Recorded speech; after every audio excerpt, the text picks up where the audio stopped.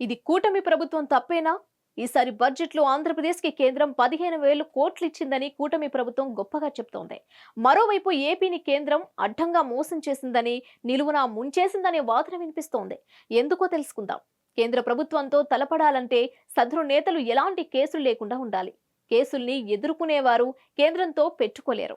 అలా చేస్తే next day CBI, ED రంగంలోకి దిగుతాయనే భయం వారిని వెంటాడుతోంది. అందుకే అలాంటి నేతలు కేంద్రం దగ్గర సాగిలపడుతున్నారనే అభిప్రాయం చాలా మందిలో ఉంది.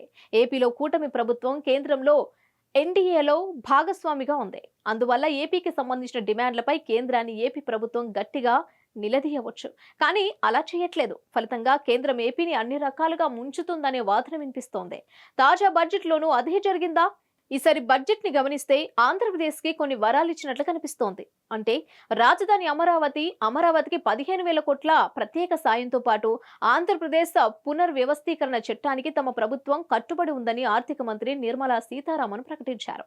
అవసరాన్ని బట్టి అమరావతికి మరిన్ని నిధులు ఇస్తామన్నారు. అలాగే పోలవరానికి పెద్దపీట వేస్తామని, త్వరితగతిన పూర్తి చేసేందుకు కృషి చేస్తామని అన్నారు. రాయలసీమ, ప్రకాశం, ఉత్తరాంధ్ర జిల్లాలకు ప్రత్యేక ప్యాకేజీ కింద నిధులిస్తామన్నారు.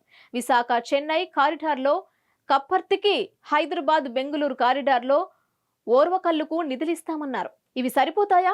ఎన్డీఏలో భాగస్వామిగా ఉన్న బీహార్ ప్రభుత్వం కొన్ని రోజుల కిందట ప్రత్యేక హోదా లేదా భారీ ప్యాకేజ్ ఇవ్వాలని డిమాండ్ చేసింది. అలాగే ఇండియా కూటమికి దగ్గరవుతున్నట్లుగా కొంత బిల్డప్ చేసింది. తద్వారా తాము తలుచుకుంటే సంకీర్ణ సర్కార్ కూలిపోగలదనే సంకేతాలు పంపింది. దాంతో కేంద్రం జేడీయూ డిమాండ్లకు లో తగ్గినట్లే కనిపిస్తోంది. బీహార్లో జస్ట్ రోడ్ల అభివృద్ధికే కేంద్రం 26,000 కోట్లను కేటాయించింది. ఇంకా చాలా అభివృద్ధి పనులకు మనీ ఇవ్వడానికి రెడీ అయింది. మరి ఏపీకి అలా ఎందుకు చేయలేదు? ఏపీ విషయంలో కేంద్రం ఎందుకు తక్కువ నిధులు ఇవ్వాలనుకుంటోంది? కూటమి ప్రభుత్వం ఎందుకు గట్టిగా డిమాండ్ చేయలేకపోతోంది? అమరావతి నిర్మాణానికి దాదాపు 1,00,000 కోట్లకు పైగా అవసరం అవుతాయనే అంచనా ఉంది. అలాగే పోలవరం, రోడ్లు, భారీ పరిశ్రమలు, ఉద్యోగాల కల్పన, పథకాల అమలు, ఇలా చాలా అంశాలకు లక్షల రూపాయలు కావాలి. అటు సీఎం చంద్రబాబు రాష్ట్ర బడ్జెట్ ప్రవేశపెట్టడానికే సిద్ధపడట్లేదు. ఖజానాలో మనీ లేదని, 2 నెలల తర్వాతే బడ్జెట్ సంగతి చూస్తామని అంటున్నారు. మరి పరిస్థితి ఇలా ఉన్నప్పుడు కేంద్రాన్ని గట్టిగా డిమాండ్ చేయాలి కదా. విభజన చట్టం ప్రకారం ఏపీకి రావాల్సిన ప్రత్యేక హోదాతో పాటు అన్ని రాబట్టాలా? గట్టిగా ప్రశ్నించాలి కదా. అలా ఎందుకు చేయట్లేదు అనే ప్రశ్న తెరపైకొస్తోంది. ప్రస్తుతం కూటమి పార్టీలపై ఆధారపడి కేంద్రంలో ప్రభుత్వం ఉంది. అది అందరికీ తెలుసు. ఇలాంటి సమయంలో కేంద్రం నుంచి వీలైనంత తక్కువ నిధులు రాబట్టేందుకు కూటమి ప్రభుత్వం ప్రయత్నించాలి. కానీ అలాంటి గట్టి ప్రయత్నం జరగలేదని, అందుకే కేంద్రం పై నిధులతో సరిపెడుతోందనే వాదన ఉంది.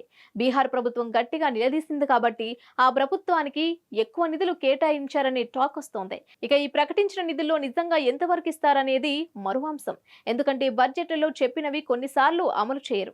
అవి కాగితాలకే పరిమితం అవుతాయి. అందువల్ల ఏపీ ప్రభుత్వం ఇప్పటికైనా డైనమిక్ అవ్వాలని, కేంద్రం మెడలు వంచి రాష్ట్ర ప్రయోజనాలను కాపాడాలనే డిమాండ్లు ప్రజల నుంచి వస్తోంది.